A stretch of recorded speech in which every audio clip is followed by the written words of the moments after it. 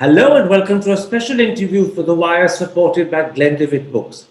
Even a year after the Galwan clash, there's a question hanging in the air that hasn't got a clear answer. Can India and China be friends? This week, a book has been published which answers that question boldly and forthrightly. And here it is. It's called India versus China, Why They Are Not Friends. And its author is the Wilmer Professor of Asian Studies at Singapore's National University and a former headmaster of our own Doon School, Kanti Bajpai. Professor Bajpai, on the very first page of your book in the introduction, you write, India-China relations are darker and more complex than most observers appreciate or acknowledge. And then on the next page, you identify 4 key reasons why India and China are not friends. Can you start by telling the audience what are those 4 key reasons? Well, thank you, Karan, first of all, for having me on the show. I watch it regularly, and so it's great to be on. The 4 reasons are 4 Ps: mutual perceptions, the differences over territorial perimeters or borders. The third is strategic partnerships, that is partnerships with the other great powers. In the Cold War, the Soviet Union and the United States. And after the Cold War, the partnerships of both India and China with Russia, and then the United States as well. And the 4th P is comprehensive national power. This is a Chinese terminology, but it just basically means all the elements of capability that you have put together defines comprehensive national power. If you look at these 4, the book essentially argues that in each case, there's been a movement over time, sometimes a bit cyclically, from a position of relative sort of respect and cooperation to one of disrespect and lack of cooperation. So just to go through those 4 very quickly, on mutual perceptions, which is where the book begins, because I think that's quite foundational and we don't pay it enough attention. I mean, I try to show that up to about the 17th century or so, or a bit earlier, there was a fair amount of mutual respect on both sides. But from the late 19th century, especially Chinese views of India have moved from what I call respect to disdain, particularly at the elite level. With respect to perimeters, the 2nd P, that is the territorial conflict, I think we forget that the 2 countries after 1949 started out cooperatively, but they've moved increasingly to conflict in 2 cycles, and we can probably talk about that a bit more later.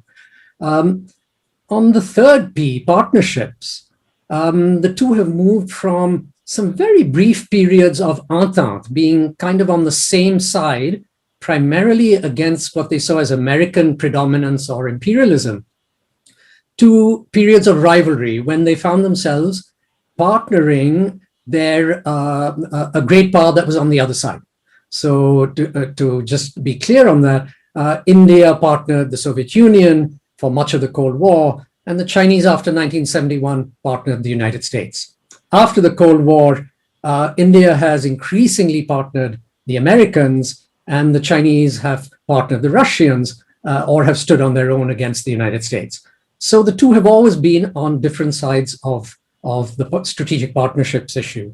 And lastly, and I think this is the one we're most familiar with probably, is the movement from rough parity in power capabilities between India and China in the 1960s, up to about 1962, in fact, to a position of great asymmetry and growing asymmetry. So in comprehensive national power terms, the 4th P, the gap between India and China is just growing and growing and growing. And I think any one of these 4 could explain why we're not friends, but they tend to reinforce each other, making the issue of friendship very, very difficult to imagine.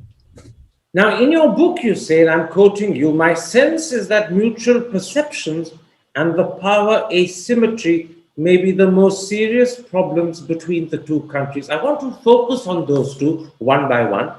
And I note to begin with that, as you said a moment ago, China and India's perceptions of each other have altered over the centuries.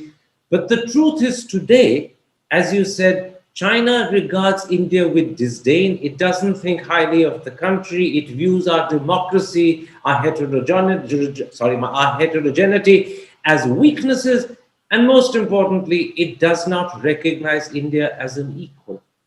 What explains this prejudicial viewpoint towards India? Yeah, I think I'd have to give you a layered answer. For one thing, I think at the elite level, and we're really talking about this modern period after the 19th century and into the current period, the kind of three big worldviews that the Chinese have, Indians do too, but I'll just deal with the Chinese worldviews since that's what your question is. One worldview is this so-called Tianxia worldview, which is China's sense of itself as kind of the central kingdom, the kingdom under heaven, which places China really at the center of Asia, if not the world. And its operational part was the famous tributary system. So countries around China's periphery gave it tribute, and in return, China opened up its markets and provided a certain amount of legitimacy to its rulers. From the Tianxia viewpoint, India is potentially a tributary state. So there's a kind of looking down the nose to India. India at best could be the largest of the tributary states towards China. The second elite worldview, which I guess has now dissipated, is of course communism. And the communists under Mao thought that they were the great revolutionary power, even more so than the Soviet Union. And the rest of the world, the socialist world, including countries like India and the developing world, would really follow China in the fight against capitalism. So India might be a fellow traveler in terms of socialism, but it would have been a junior partner in the great ideological struggle. And the third elite worldview is of China as a great power. And there, I mean, it's very clear that China still does not see India as a great power. It only sees one peer, and that's the United States. India is at best a middle power or an aspiring power. And so I think, from this elite worldview level, there's no place for India as an equal power. At another elite level, which is the one you really pointed to, their view of India's democracy, the Chinese view. And I think you're right. I mean, the book tries to show that the Chinese see India as a messy, chaotic democracy. And I quote this word, Luan. India is a Luan nation. Luan sort of broadly translates into chaotic. So at best, its democracy is seen as some sort of very chaotic kind of entity. And Wang Yi, this very urbane foreign minister, once referred to India's democracy dismissively and hurtfully as tribal democracy. Just a bunch of people of different loyalties who somehow kind of, make something like pluralism work. And the last level, and I'll just stop there for now, is at the more popular level, it's a bit difficult to know what the attitude towards India is, but it's fairly clear from some really nice analysis of social media recently that there's kind of casual racism towards India. And the surveys and this social media shows it very, very clearly. This is just plain racism. Indians are thought to be dirty, inefficient. They rank in the kind of racial scales at the lowest level of all races. I mean, for what is race? But, in the operative minds of ordinary people, there's a kind of a ranking, and Indians are thought to rank at the very lowest. So I think there's, at multiple levels, India is not regarded, in a very positive light. There's a sense in which in your book you suggest that the great power viewpoint means that the relationship between the two continues and perhaps always will be fraught. You write, clearly, China does not see India as a fellow great power, and therefore from a position of strength, China does not see the need to accommodate India. In other words, a great power like China doesn't need to make concessions to a country it considers inferior. Yeah, correct. I mean, this is the problem. This is where I think the perceptions plus the power asymmetry, you can see how these two factors kind of reinforce each other. The very large economic lead, I think we're all familiar with it. The lead in other elements of power are also palpable, though perhaps not as great. But what this leads to is a feeling of, on the part of the Chinese, which someone like Shyam Saran, the former foreign secretary, pointed out. They're very aware of their massive lead over India. And the question in their minds is, why should we accommodate India or anyone else for that matter when we're so much bigger? And I think that Xi Jinping's China dream, which is really China as the number one nation, has kind of reinforced that. It's seeped into Chinese minds. And then there's public opinion, which I think reinforces kind of elite perceptions, which says, well, you told us we're number one, we're the biggest country. Why should we make any concessions towards, this messy nation that's nowhere near our size and power? And I think this is a real problem. The Chinese simply don't see, as their power grows, why they should make any concessions towards India. And on the Indian side, there's a feeling of an acknowledgement increasingly that we are weaker than China. And then, a sense that no one dares on the Indian side to make any concessions because of the fear that we'll be seen as appeasing China or surrendering to China. So these perceptions plus the disparity in power make for a very brittle, difficult, non-accommodative relationship on both sides. In fact, that last point is a very telling one because it works both ways. You say in your book, from a position of weakness, India feels it cannot afford to accommodate China without loss of standing and strategic autonomy. Basically, what that is saying is that India is so conscious of its weakness, so conscious that it doesn't match up to China, that any concession would actually undermine its self-esteem, its standing, and underline and reveal what it doesn't want the world to know, its weakness. Yeah, absolutely. I mean, I think this is the real difficulty for the Indian side. And I think this has been true since Nehru, and it remains true even under a strong leader like Modi. It's very, when Nehru was confronted with the possibility of doing a deal on the border issue, the so-called famous swap, he said very clearly to some of his advisors, if I do this, I will no longer be Prime Minister of India. I simply cannot countenance doing this. The Indian public will kick me out of office. And despite all Modi's strengths politically, I wonder if he really has the wherewithal to face the Indian public and make any very big concessions. Ironically, it's one thing I notice as I prepared to speak to you is that looking back on it, Rajiv Gandhi was probably the only one, in recent memory at least, who really, when he went to China in 1988, turned around Indian policy, did accommodate a Chinese viewpoint on how the relationship should proceed. And he did, from a position of relative weakness, take a strong call and accommodate the Chinese. But I don't think any Indian leader, certainly since Rajiv has had the kind of courage. Now, we could agree or disagree on whether Rajiv took the right call, but it seems to me that was the last time that an Indian leader really had the courage to take a viewpoint that might be seen as accommodating the Chinese. And the interesting corollary to what you're saying is that even when the Chinese were prepared to make what you call compromises or swaps, you referred to the period when Nehru, in fact, was unable to accept one, it was India's own self-consciousness of its weakness that prevented a compromise being accepted. Had India not been so conscious that it would be perceived badly or that the Indian people wouldn't stand by the government, we could perhaps have sorted out matters fairly amicably. So India's perception of its own weakness has also been a problem, just as much as China's consciousness of its superiority. Yeah, and this is very important to underline because, in fact, the trends show that at least economically, the gap is just going to grow and grow. I mean, I know that people are familiar with it, but just for a moment on the economics, today the absolute gap in GDP is $12 trillion. Now, assuming that India and China grow at about the same rate economically, let's say 6% a year, in about a decade or more, both economies will double in size, right? That's the formula. So the Chinese economy will go from about $15 trillion to $30 trillion in about 12 years from now. India's will double from, let's say, 3 trillion today to 6 trillion in 12 years.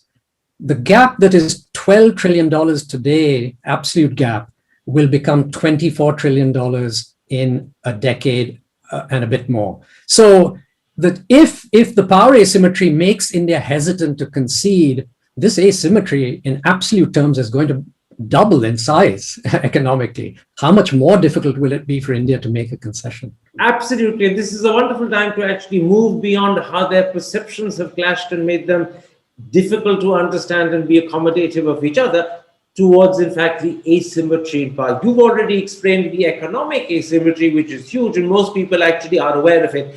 But you make a very telling point about the asymmetry that exists in terms of soft power. Now, most Indians believe we are a great soft power. We believe it is our strength. But you say in your book, and this is the important thing, as a soft power, contrary to the generally held view, China betters India. Can you explain why you come to the conclusion that even as a soft power, China is ahead of India? Yeah, so first of all, what is soft power? Just to be very clear, it's the power of attraction and therefore the power to persuade others. It's not coercive power, which is hard power, which is economic power and military power. So you can use economics to sanction people, you can use military power to beat people over the head and get them to do what you want. But soft power is, the power of attraction. People are attracted to you, and therefore it's easier to persuade them to do what you want them to do. It's very hard to measure. So, I say in the book, it is a bit tricky to make this assertion, but luckily the Australian Institute, the Lowy Institute, has done a pretty rigorous measurement of soft power components. And it looked at three in particular, three components: foreign policy influence, cultural projection, and political values. And what that shows is, and take it for what it's worth, but what it shows is that on foreign policy influence, the feeling of outsiders or foreigners is that India simply doesn't show enough leadership. It's quite well networked in multilateral institutions, numbers of embassies and so on stacks up quite well against the Chinese. But in terms of displaying leadership in these fora, there's a feeling that India simply isn't up to the game and doesn't exert itself enough. Secondly, the second component is culture. Now, I think we have a sense, and certainly I had it, that on that India did very well all over the world, whether it's our music or food and arts and literatures and so on and so forth, we do very well. But in fact, again, the Lowy Institute's measure, and I think there are other measures, show that on things like how we project our culture. So look at, for instance, the number of World Heritage Sites under UNESCO, the number of tourists that come to India, the number of foreign students that we host. I mean, these are just 3 or 4 quick measures. We're well behind the Chinese, especially on tourism. I mean, many years ago, I remember a student coming and telling me at JNU that India had as many hotel rooms as Bangkok city. Today, it's probably true that we have as many hotel rooms as Shanghai. So we moved up, but we're still really nowhere compared to the size of the sort of tourist infrastructure and the numbers we're welcoming. I think the Chinese welcome about 6 or 7 times the number of foreign tourists as we do. And the ratio is about the same for foreign students. So in projecting our culture, which is one way of attracting people to you and therefore then persuading them to do what you want them to do, I mean, I would say on those 2 measures, at least, India doesn't do well. We do somewhat better on political values. There's some regard for the democracy we have and for our pluralism and handling of dissent. But if you look at the figures in the Lowy Institute, the Chinese don't do too badly in terms of some measures of accountability and of governance efficiency as well. So, on political values, there's admiration for the Chinese. They get things done. Whereas there's some admiration for us on our pluralism and the liveliness of our democracy. Yes, but the admiration for our pluralism, the liveliness of our democracy, and our tolerance of dissent may be moving in the other direction at the moment, but I won't get deflected by that. The first, I think, depressing thing you've said for an Indian audience is that China has a clear lead, and you've measured it very effectively in terms of soft power, but you go one step further. You say China's soft power lead looks set to persist for a good long time. So even in terms of soft power, where we think we have an edge, not only do we not, but it's quite possible that China will actually widen the gap and go further ahead. Of course, that's a bit of a judgment call. It's not easy to project these things and to produce very hard figures. and you have to have a bit of an intuition about it. And I rely on having lived in Southeast Asia, particularly, or East Asia for the last decade, and having traveled quite a bit in the region. But I think there are 3 or 4 reasons why I made the statement in the book.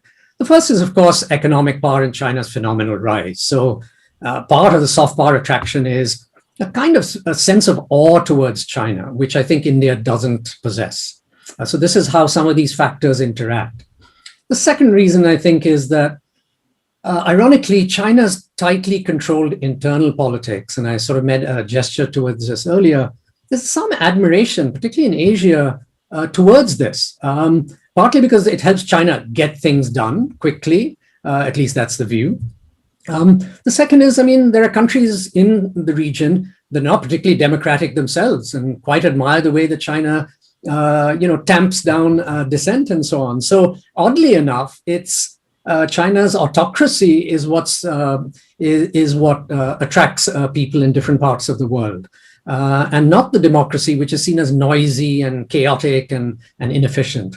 I think the third reason is that China does a very good job of selling itself on TV and in the public sphere, the global public space. I don't know if you've ever watched CGTN, their outreach, their global television network. It's very, very slick. And with all respect to Indian TV networks, who I think were, in a sense, in the TV game much, much earlier, there's an enormous gap in sort of production values. And the way China uses its television, its films, its art and literature, the market for those products is booming. And India, for whatever reason, simply not getting that kind of cultural message out. On top of that, I think China, oddly enough, as a relatively autocratic society, is more open and accessible to foreigners. I mean, after all, we're talking about persuading and attracting foreigners, third parties to the 2 countries. I mean, it's very clear it's easier to get visas to visit China. The tourist facilities are fabulous. They have modern cities that, look like modular cities that everyone feels very comfortable in, at least the 8 or 10 leading ones compared to Indian cities. Things like sanitation, transportation, efficiency of its banking and other services. And even those who live longer in China, the expat life in the big cities, the employment potential. I mean, all these put together make it far more attractive to third parties than I think India is. So that's another reason. And lastly, of course, I would just say that reflecting on India, I mean, by contrast, we just do such a poor job of selling, let's say, for instance, our tourism. I have a Chinese friend who quite an admirer of India, and he used to say, I come to India, you have much more to showcase than China does for various reasons. A lot was destroyed in the civil war in China and in modernization, but your infrastructure is so poor, and you remain so insular, focused on domestic tourism. So I think there's certain reasons why China just does better on soft power and looks to do so for quite a long time. Let's at this point come to what many fear is actually the big gap that could get worse, the disparity in terms of military power. And here, your book actually is particularly revealing, and for some, perhaps particularly pleasing, because you have a very interesting comment you make. You say, compared to the enormous disparities in economic strength, India and China are not as far apart in military strength. Indeed, you add, given the stopping power of the Himalaya and the maritime distances, the imbalance is less daunting. Now, this will come as a very pleasant surprise to people, because most people listening to this interview will be convinced that in military terms, China is streaks ahead of India, but you're suggesting that's not quite the case. Can you explain this a bit further? Yeah, thanks, Karan. I think this is a really important point, and it was quite striking to me as well. In contrast to the economic power, here on the military side, actually, the situation is not as bad. I mean, the book replays the figures which you mentioned of kind of, China has several times various military systems as us. But there are 2 or 3 things to keep in mind. First of all, in terms of ground troops, that is, actual forces that would be deployed, particularly in the Himalayas, India actually may have a slight edge in the number of ground troops. So that's one factor. But it's the stopping power of the Himalayas, which is really significant. And I think we tend to forget it. And that's simply the fact that at this enormous height, 14, 15,000 feet, 3, 4, 5,000 meters, the cold, the difficulties of the terrain, the lack of oxygen, the few number of traversable, ingressable mountain passes mean that any big push into Indian territory becomes very tricky, even for well-trained, well-equipped Chinese troops. And the further in they come, the more difficult the Chinese problem becomes, because their supply lines get bigger and bigger. And then they become vulnerable to running out of supplies and therefore Indian counterattacks. And then the second problem for the Chinese is that they can certainly push in many areas and make shallow ingresses into Indian territory, but there are certain areas where India has the advantage just because of geography and the concentration of troops and our roads and supply lines. And we can counterattack in those areas to put pressure on them, with the threat that then they have to halt their advance, or down the road when hostilities finally stop, that they would have to trade territory. So I think in the Himalayas, that's the very big problem for the Chinese. On the maritime domain, yeah, the stopping power is the great distances. I mean, from Hainan, where many of their big naval bases are, into even the Bay of Bengal, but then further into the Indian Ocean, right up into the Gulf of Aden and all those kinds of areas off India's west coast. That's a very long distance. And their navy will be strung out. They need fuel. They need rest and recreation facilities in places. They will need to rotate forces and so on. So, they've got a problem. The Indian naval outreach, as it were, is much shorter. It needs to travel much closer. And our Air Force defenses and the ability to attack their forces from the mainland through air power will come into play. So I think just two very structural reasons, geographical reasons, should give us some relief.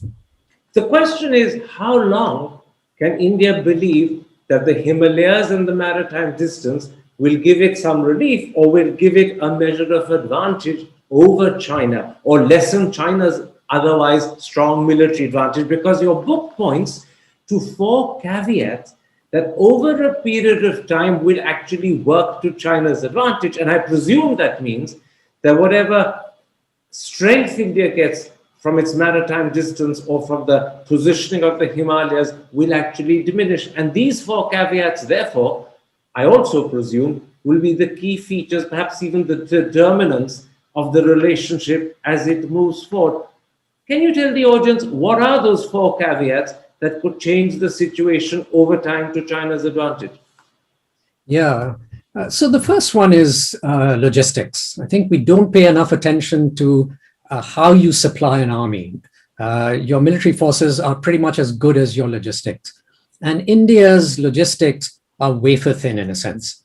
I think it's fairly well known now, especially among military specialists, strategic specialists, that India can probably fight about a 30-day war with China if it's just fighting the Chinese alone. With Pakistan, because we'd be fighting on the plains, the fighting would be much more extensive. The number of real days of fighting are much shorter, maybe 2 weeks or so, or maybe 10 days. That's the amount of supplies we have to fight. The problem on logistics is, what if we're fighting a 2-front war? Then the possibility of even 30 days of hostilities with the Chinese would shrink very rapidly. So that's the first caveat. The hostilities with China in the Himalayas have to be brought to a close quickly, especially if in a 2-front situation. But in any case, the logistics won't last very long. The second caveat is that, of course, India doesn't have much of a defense production industry, especially in our major military weapon systems.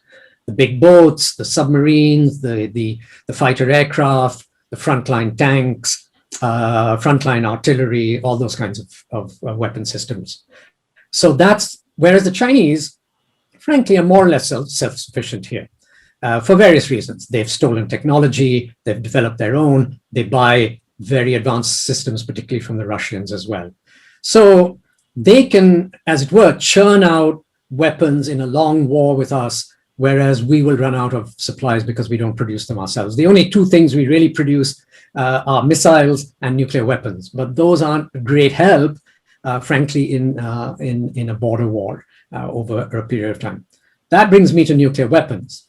Now, here the problem is that India has probably enough nuclear weapons at about 150. The Chinese have 320. The numbers don't matter so much. The problem is what strategists call escalation dominance.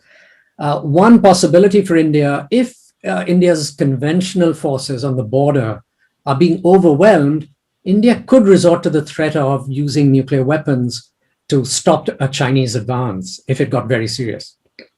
The problem is so-called escalation dominance, which is at every level of violence, the Chinese have more weapons. So the challenge facing India is that if it ups the ante in a conventional war to the next level of, let's say, small nuclear weapons, so-called tactical nuclear weapons, the Chinese can trump India's escalation on the nuclear front. So this is the problem. Would India then, that situation, really dare to escalate violence, even if the border war was going against it? By the way, we've argued that with respect to Pakistan, we have escalation dominance for precisely the same reason. We can always up the ante with the Pakistanis, but unfortunately with the Chinese, the shoe may be on the other foot. Fourth caveat is with respect to advanced weapon systems, cyber, automated, this is robots and so on, and remotely operated military technologies such as drones and so on, the Chinese are streets ahead. Laura Salman, an expert on Indian and Chinese advanced systems, has said that with respect to artificial intelligence, for instance, India earmarked about $150 million a few years ago for AI. The Chinese earmarked 150 billion. That's 150 million versus 150 billion. That's the Chinese earmarked 1,000 times more funding towards AI development. So, I mean, those are kinds of orders of magnitude that we might be looking at in terms of advanced systems. And so that's the fourth caveat. That's one we really have to worry about for the future. Now, this is an analysis that will be pretty daunting for most people who are hearing you. They will be shaken first to realize that what we thought was our lead in terms of soft power is not the case, that China is ahead and China is likely to get further and further ahead. They'll be somewhat pleased to realize that in terms of military superiority, the Himalayas and in the maritime distance give us a measure of protection that gives us some advantage. But the caveat suggests that militarily speaking, there are serious problems that lie ahead. And this therefore brings me to what I believe are a series of conclusions in your book.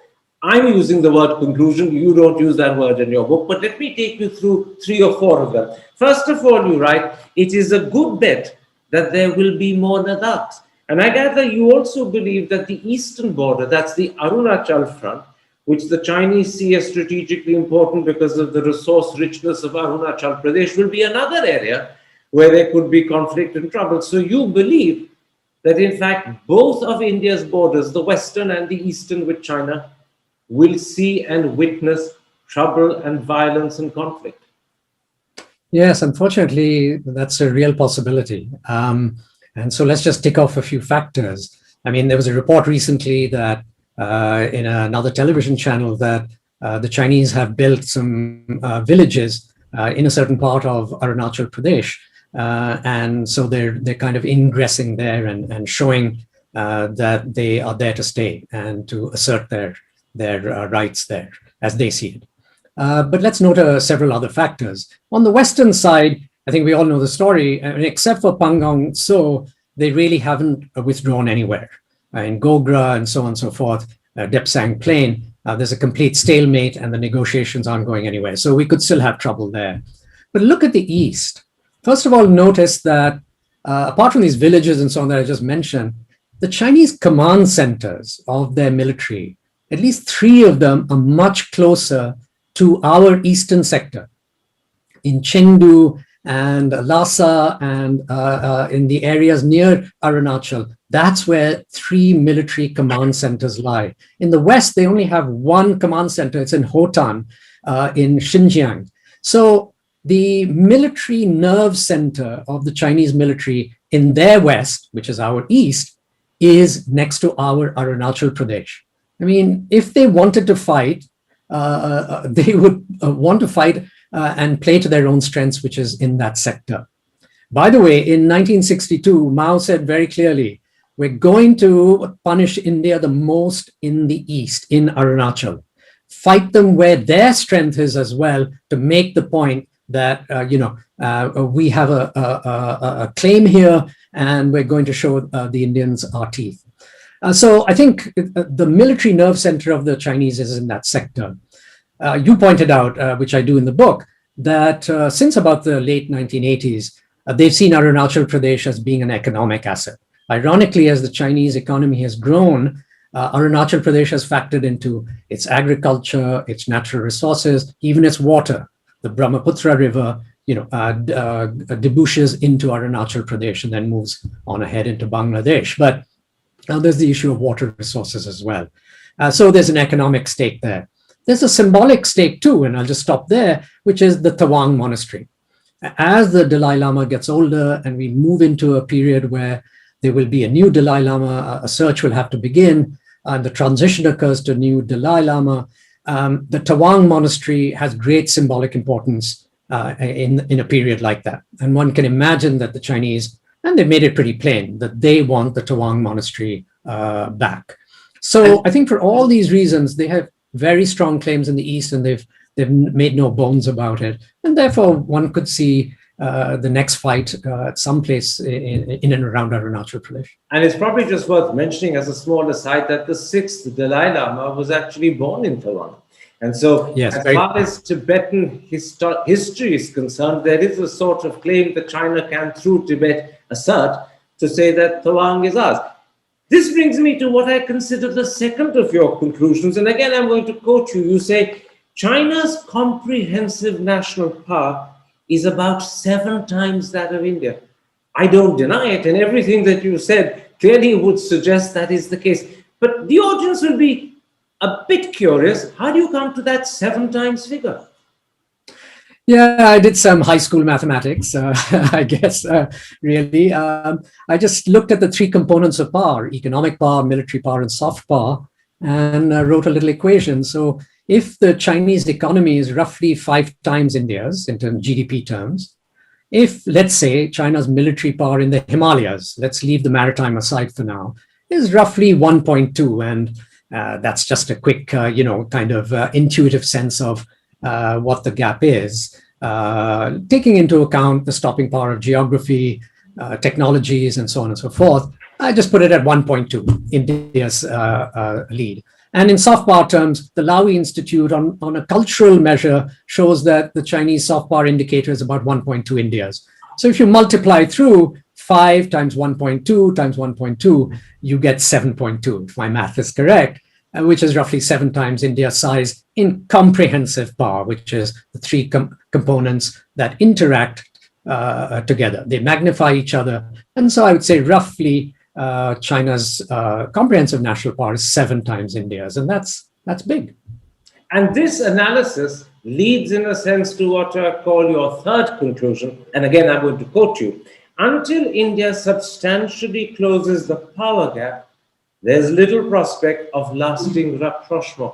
And to me, that suggests that however long it takes to close that gap, a decade, 2 decades, a generation, that is all guesswork. But till that gap is closed, the problem between the 2 countries will continue, and it could grow. It certainly won't be resolved. Yeah, afraid so. I mean, that's where the book ends up. I mean, if you look at the 4 Ps, the border problem, the perimeter problem is simply too tangled to go away and to, kind of deconstruct the differences. In terms of our partnerships, another P, it looks like we're kind of stuck in the middle at best, but inclining towards the United States because of the disparity of power. And it's hard to see, how India can kind of tilt the other way.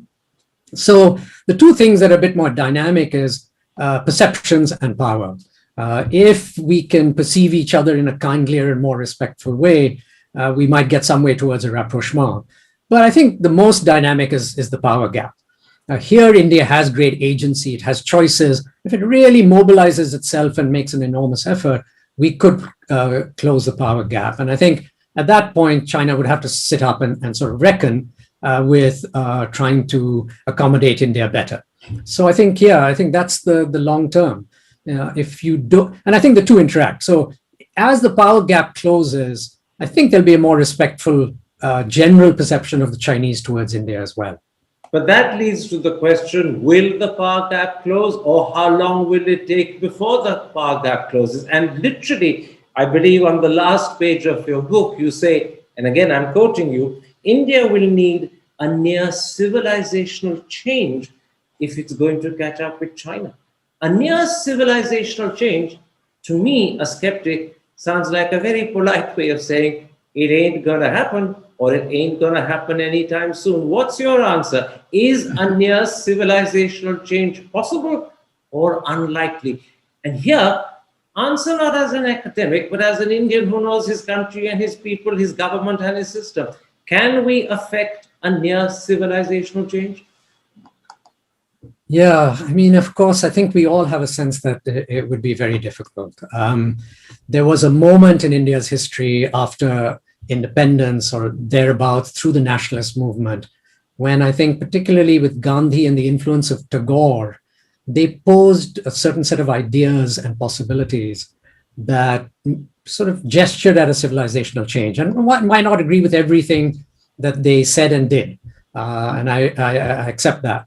But I think their ideas pointed to a kind of almost civilizational change in India.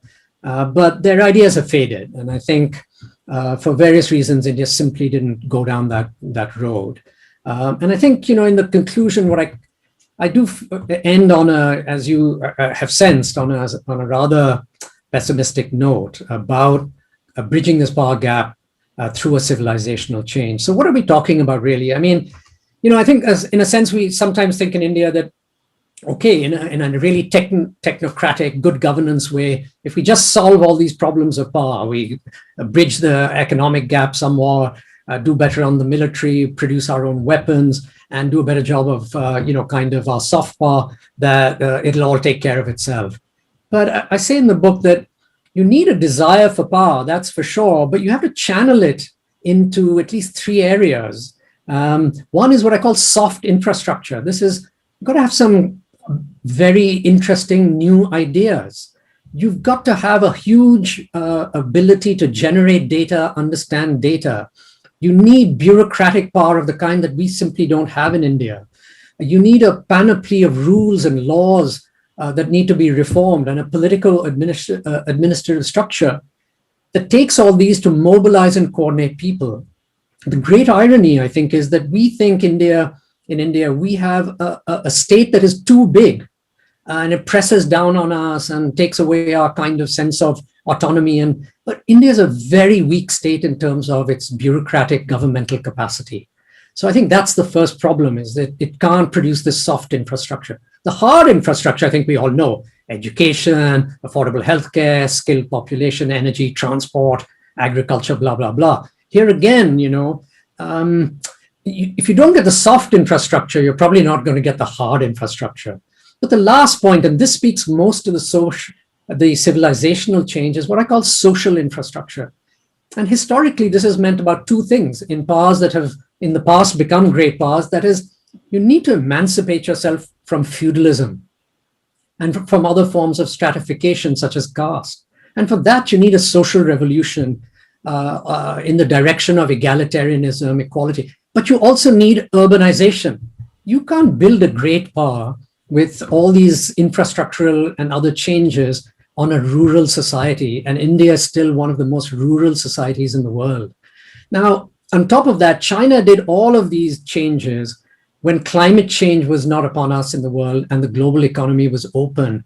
India doesn't have either of those opportunities. And so, yeah, we need a civilizational change, but it's a daunting challenge. And when we talk about civilizational change, let me just be very clear. I don't mean going back to some glorious golden past.